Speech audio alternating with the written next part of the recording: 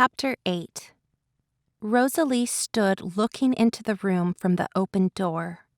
Avery was curled up in a ball with her arms around her knees as she leaned against the wall. Her hair was down, and it was a mess. She looked up in a daze when she heard the commotion at the door. "Avery, what happened to you?" Rosalie exclaimed. When she saw Avery's face, which was white as a sheet of paper, her blood pressure instantly shot up. "How did you become like this? Was it Elliot? Is he abusing you?" At this point, there was a slight tremble in Rosalie's voice. Avery had lost a lot of weight. Her face was void of any color, and there were faint cracks on her dry lips. Her chest rose and fell unsteadily. She wanted to speak, but she could not find her voice. Mrs. Cooper walked over with a glass of warm milk and passed it to Avery. "Have a glass of milk first, madam. Don't be afraid. Now that Madame Rosalie is here, you can eat." Rosalie's brows furrowed furiously as she said, "What's that? Elliot isn't letting Avery eat? How did she get so skinny? Is he trying to starve her to death?" The incident shocked Rosalie to the core. She stormed over to the living room and stood before her son. "Elliot, Avery is the wife that I arranged for you. What would you have me think if you tormented her this way?"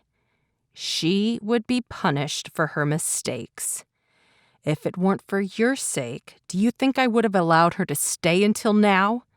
Elliot said in a cold, nonchalant voice. The way he saw it, starving her for 2 days was a lot more merciful than breaking her arm.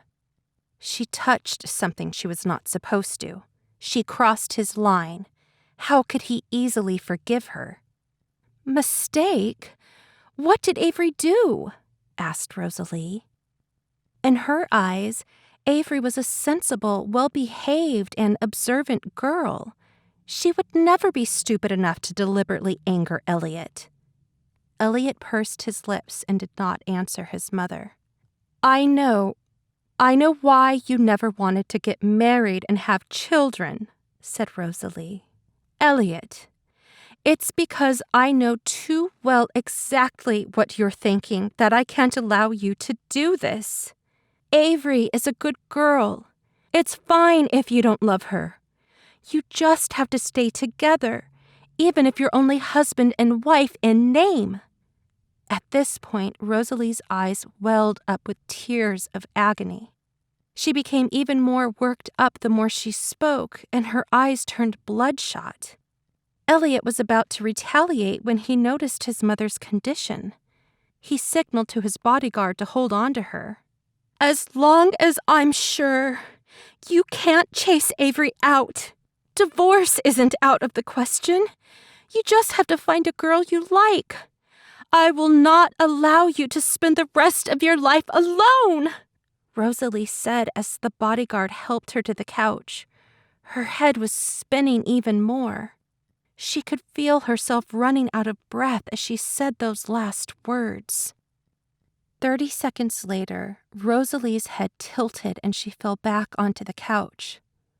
The old Mrs. Foster, who had just been discharged that morning, was then rushed back to the hospital. Elliot did not expect his mother to be so stubborn. He also did not expect her to be so furious. He had thought that the matter with Avery could be settled quickly, but it seemed that there were some obstacles. He did not only hate Avery, but he also refused all women. It was impossible that he would find another woman for the sake of divorcing Avery. In the guest bedroom, Avery sipped on the glass of milk as her condition improved slightly. She heard everything that was happening outside the room. Elliot did not say much, but he still managed to provoke his mother to the point of fainting. Mrs. Cooper brought Avery a bowl of oatmeal. She then picked up a brush and began combing through Avery's disheveled hair. "Did you hear that, madam? As long as Madame Rosalie is around, Master Elliot won't kick you out, consoled Mrs. Cooper. Avery had starved for 2 days. She was tired and out of energy, but there was one thing she was certain about. I want a divorce, she said in a husky voice, but each of her words was clear. Whether he wants to or not, I will absolutely divorce him. She did not want to linger in this hell for another second. She never wanted to see that devil, Elliot Foster, ever again. Don't be upset, madam, Mrs. Cooper said awkwardly. Have some oatmeal. I'll go and take a look at what's going on. When Mrs. Cooper arrived at the door, she saw the bodyguard pushing Elliot over in his wheelchair and immediately said, Madam's condition isn't stable right now, Master Elliot. Elliot's expression was no different than usual, but his eyes were as cold as ice. When Mrs. Cooper moved aside, the bodyguard pushed Elliot to the room's entrance. Avery's head shot up suddenly and her eyes met his. It was as if there was the crackling of sparks in the air. Let's get a divorce, Elliot, Avery said as she put down the bowl of oatmeal. She picked up her luggage and walked over to him. She had packed her things 2 nights ago and was prepared to leave the place at any moment. Go marry someone you actually like, she said in a much tougher tone. Elliot's eyes narrowed as he said, You hate me that much. Do you not think you were wrong? I was wrong. I shouldn't have used your computer, Avery said as she tried to control her breathing. I've already gotten my punishment, so we should be even. Do you have the divorce papers with you? If not, I can go get them made right now. Seeing the way she could not wait to distance herself from him, Elliot drawled, Did I say that your punishment was over? Avery was stunned. It was as if she just took a blow to the head. Since it's so agonizing for you to stay by my side, you'll continue to be Mrs. Foster. Elliot's tone showed that the matter was not up for discussion. It was an order. We will get divorced, just not right now, he added before his bodyguard pushed him away. Avery watched his back as she gritted her teeth in distaste. Who was he to tell her whether to go through with the divorce or not? Did he think that just because he would not, she would not find a way? Avery was hit by a sudden dizziness. Her ankles went weak, and it felt like all the energy was sucked out of her.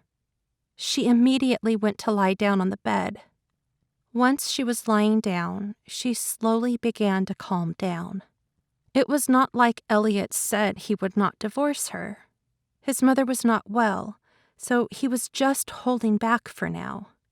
If that were the case, she just needed to be patient and wait. Avery recovered a week later. She went to the hospital for a checkup after breakfast.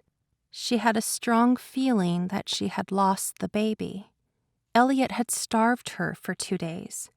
She did not have a bite to eat and only had tap water to drink when she was thirsty. Under those circumstances, she could only try to survive. The child in her womb was sure to have starved to death by then. When she arrived at the hospital, the doctor ordered an ultrasound scan for Avery. She was dejected during the ultrasound examination.